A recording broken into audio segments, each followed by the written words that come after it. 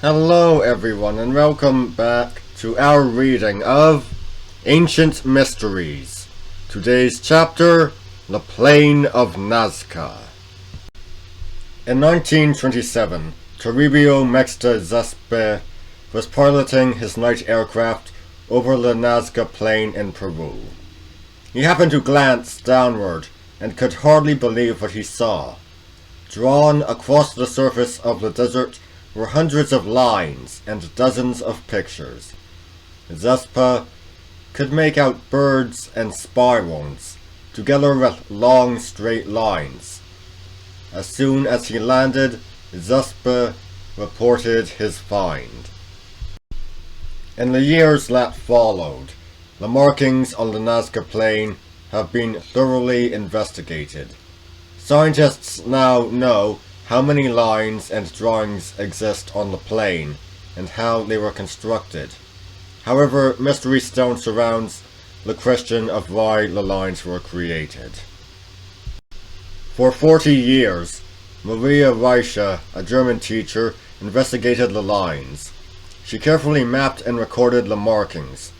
She found that more than 13,000 straight lines run across the plain of Nazca, together with dozens of triangles, stars, and spirals. Perhaps most intriguing of all are the pictures that form part of the pattern. One of the most impressive is a stylized hummingbird, which has a wingspan of 60 meters.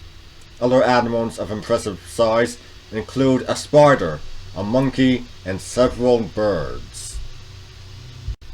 Scientists know that the lines were formed by a very simple method.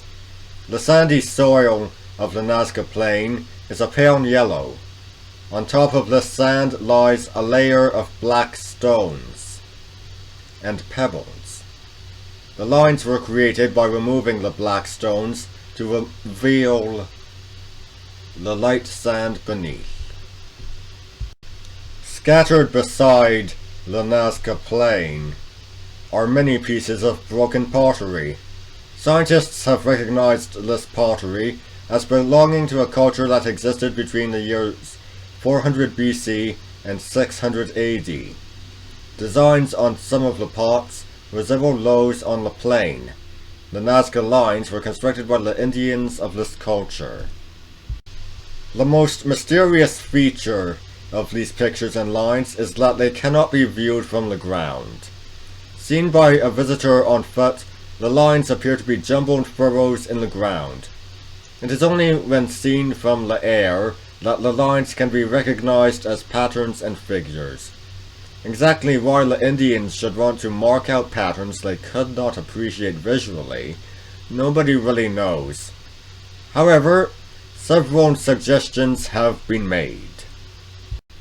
Some of the lines point toward important astronomical locations, such as the spot where the sun sets at the winter solstice. Maria Reiche believes that the Nazca lines were used to tell the time of year. Evidence against this idea is the fact that most lines point to nothing in particular and have no astronomical importance. It is clear that the layout of the lines can only be seen from the air. The Swiss writer Erich von Däniken believes that the lines were built for the benefit of spacemen from another planet who visited Nazca centuries ago. However, few scientists agree with this idea. Less controversial are the ideas of Jim Woodman, an American businessman. He believes that the ancient Nazcans were able to fly using hot air balloons, and therefore could see the beautiful designs from above. To prove his point, Woodman built a hot air balloon using local materials. In November 1975, Woodman flew this balloon over the Nazca Plain. However, despite the experiments of Jim Woodman, the research of Maria Reiche, and many scientists, the mystery of the Nazca lines remains. Let us hope the research will continue until the complete story of this fascinating mystery is unraveled. So many theories. What do you believe? I'll tell you what I don't believe. I don't believe in the spaceman nonsense. Anyway, we're gonna head north to some mounds next time. I'll see you then.